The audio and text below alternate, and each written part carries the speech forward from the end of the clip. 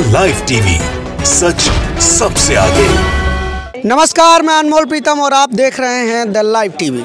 इस वक्त मैं उस जगह पे हूँ जहाँ पर राम मंदिर का निर्माण हो रहा है। राम मंदिर का निर्माण अंदर हम नहीं दिखा सकते क्योंकि कैमरा अलाउड नहीं है, मीडिया को जाने नहीं दे रहे हैं लोग, श्रद्धालुओं को भी कैमरा अलाउड नहीं है, कोई भी किसी तरह का कैमरा नहीं ले जा सकता। अब ये नियम क्यों है पता नहीं, हालांकि दिखाया जाना चाहिए, कम से कम मीडिया के जरिए देश के लोगों को पता चले कि राम मंदिर का निर्माण कैसे हो रहा है, लेकिन अलाउड नहीं कर रहे हैं, जाने नहीं दे रहे हैं। लेकिन इधर से श्रद्धालु लौट रहे हैं, दर्शन करके आ रहे हैं। इन्हीं लोगों से जानते हैं कितना बना है, क्या हुआ है, कितना बना है मंदिर। आप गई थी? हाँ, मैं जाके आई, बहुत अच्छा है, लेकिन थोड़ा सा ही बना है अभी तो।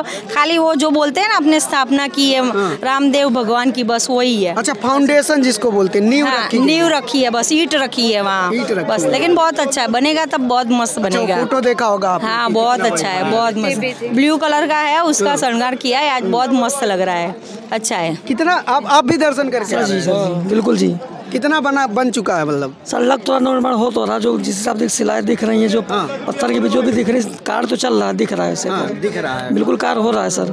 मतलब वो क्या कहते हैं, नींव रखा चुका है? नींव तो रखी है, लोग जो फाउंडेशन जमीन का जो होता है फ्लोर बन रहा है, वो भी कार चल रहा, अच्छे से चल रहा है, कार दिख रहा है कि हो रहा है, काम हो रहा है, नींव रखा चुकी है। जी जी बिल्कुल जी, कार हो रहा नींव। वो फोटो भी देखे होंगे कि ऐसे बनेगा मंदिर, इतना वहाँ तो नक्शा बना रखा है, बिल्कुल वो तो प्रारूप बना रखा है। फोटो तो वहाँ लगा ही होगा, पोस्टर? हाँ, सब रखा है, अच्छे से बन रहा है मंदिर। रखा हुआ वहाँ पे फोटो? हाँ, फोटो भी रखा हुआ है। अब नींव रखा चुकी है राम मंदिर की, श्रद्धालु जा रहे हैं, नींव जो नक्शा था उसका नींव रखा चुका है, लेकिन मंदिर बनने में अभी समय लगेगा। निर्माण कार्य लगातार जारी है, श्रद्धालु जा रहे हैं, दर्शन करके आ रहे हैं। उनके अनुसार जो बातें हो रही हैं वो हमने आपको दिखाया, लेकिन मीडिया अलाउड नहीं है। लेकिन आप सोचिए और ये तय कीजिए कि चुनाव आने वाला है, मंदिर का निर्माण लगातार जारी है और मंदिर अभी बना नहीं है, लेकिन बने हुए मंदिर की फ़ोटो आप देखेंगे, कहीं पर भी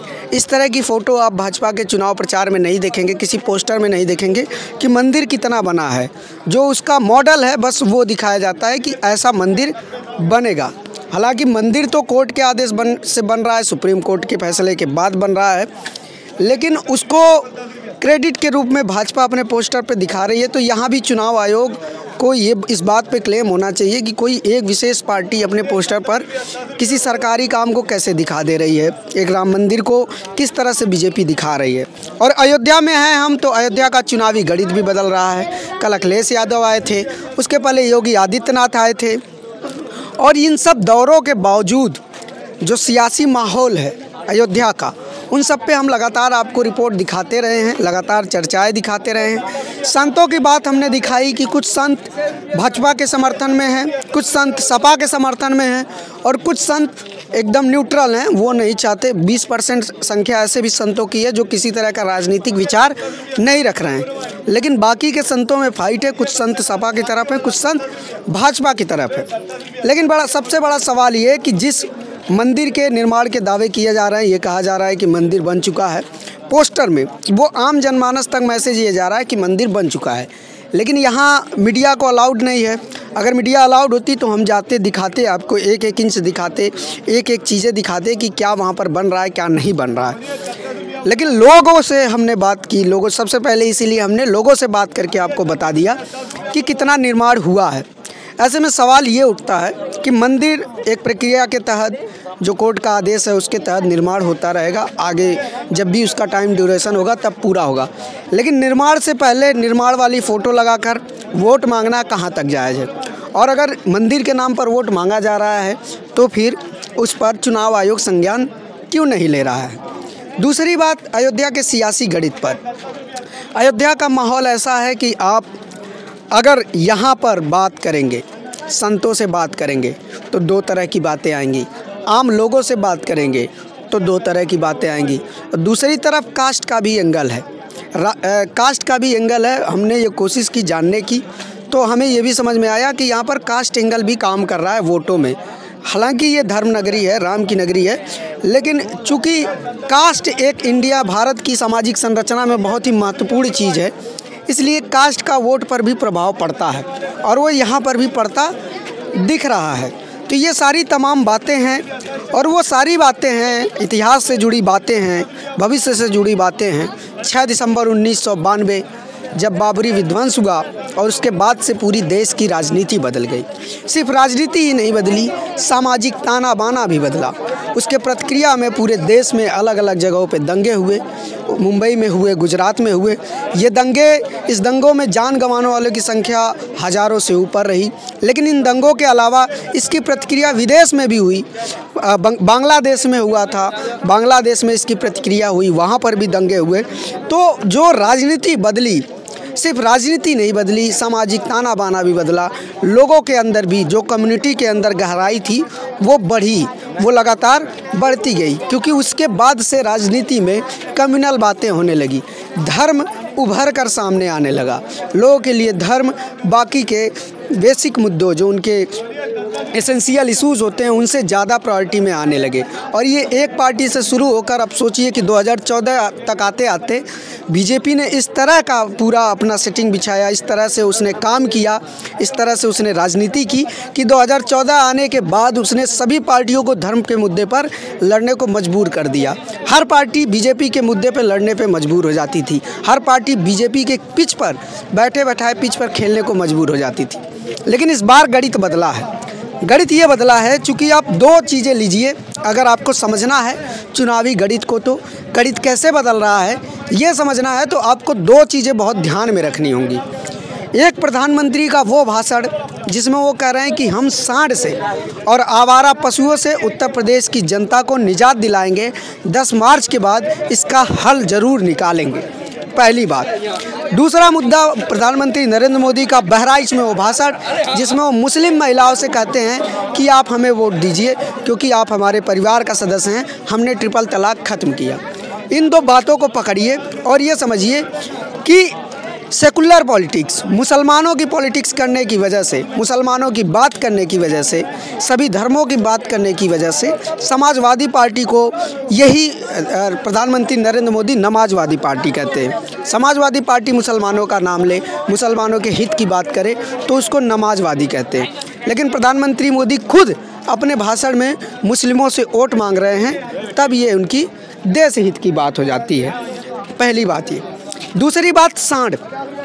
जिस सांड को 2017 में योगी आदित्यनाथ नंदी बाबा बता रहे थे, जिस सांड को 2017 में योगी आदित्यनाथ विपक्ष के जरिए घेरते थे, जिस सांड को योगी आदित्यनाथ, जिस काऊ स्लॉटर को बंद करने के अपने फैसले को योगी आदित्यनाथ मास्टर स्ट्रोक बताते थे, अब योगी आदित्यनाथ भी उस पर बैकफुट पे आ रहे हैं। अब जो 2019 से मुद्दा अखिलेश यादव ने सांड का उठाया था, आवारा पशुओं से किस तरह किसानों को नुकसान हो रहा है, वो मुद्दा उठाया था। उसमें इस चुनाव में भी लगातार बातें रही। जब भी हम भी कैमरे लेकर किसानों के सामने जाते थे तो किसान भी आवारा पशुओं के मुद्दे को बताते थे। तो जो सांड इनके लिए धार्मिक मुद्दा था, एक सिंबल था, वो सांड अब भाजपा को भी समस्या दिख रहा है। और प्रधानमंत्री मोदी भी बोल रहे हैं कि सांड से निजात हम दिलाएंगे। इसका मतलब क्या हुआ? इसका मतलब ये दोनों मुद्दे अगर आप पकड़े तो इन दोनों मुद्दों में आपको ये साफ नज़र आएगा कि ये दोनों मुद्दे तो विपक्ष उठा रहा था, तो विपक्ष के साथ विपक्ष के मुद्दे पे प्रधानमंत्री आ रहे हैं। ऐसा भारत के प्रधानमंत्री जब से नरेंद्र मोदी बने हैं तब से ऐसा पहली बार हो रहा है कि किसी राज्य में चुनाव हो और भाजपा को मजबूर होना पड़े, विपक्ष के मुद्दे पर बोलना पड़े।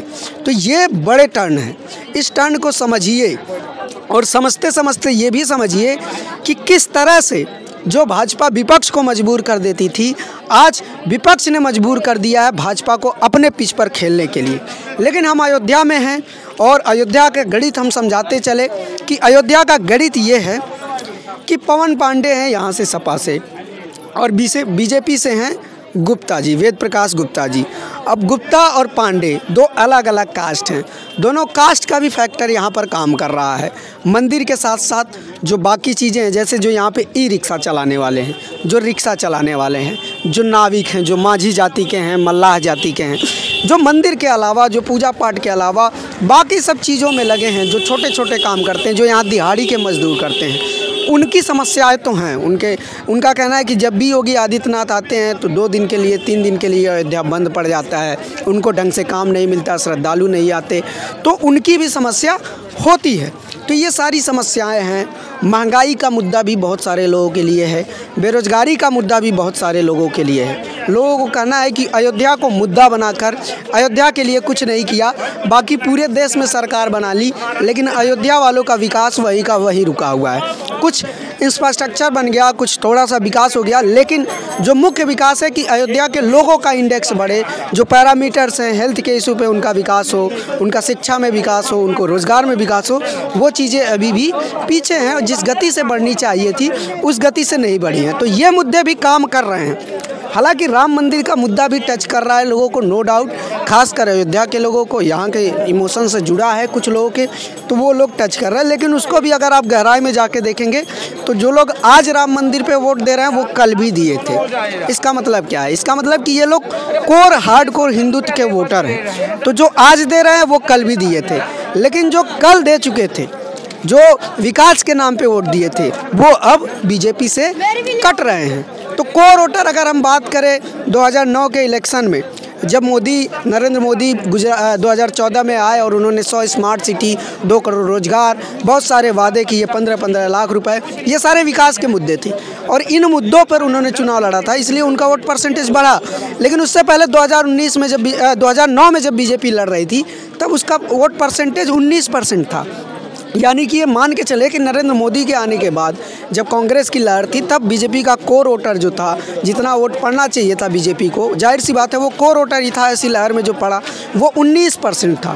तो अब अगर यहाँ 19% मान के चले, एवरेज मान के हर सीट पर, तो भी तो जीत के लिए बड़ा लक्ष्य चाहिए, कम से कम 15% और चाहिए, 16% और चाहिए। तो वो 16% वोट जो विकास के मुद्दे पे बीजेपी को मिला था, उसमें से कुछ तो इधर उधर हो रहा है, और अगर उसमें से आधा भी इधर उधर हो गया तो गणित फेल हो सकती है और सपा यहाँ पर जीत सकती है और कोई और विपक्ष की पार्टी जीत सकती है।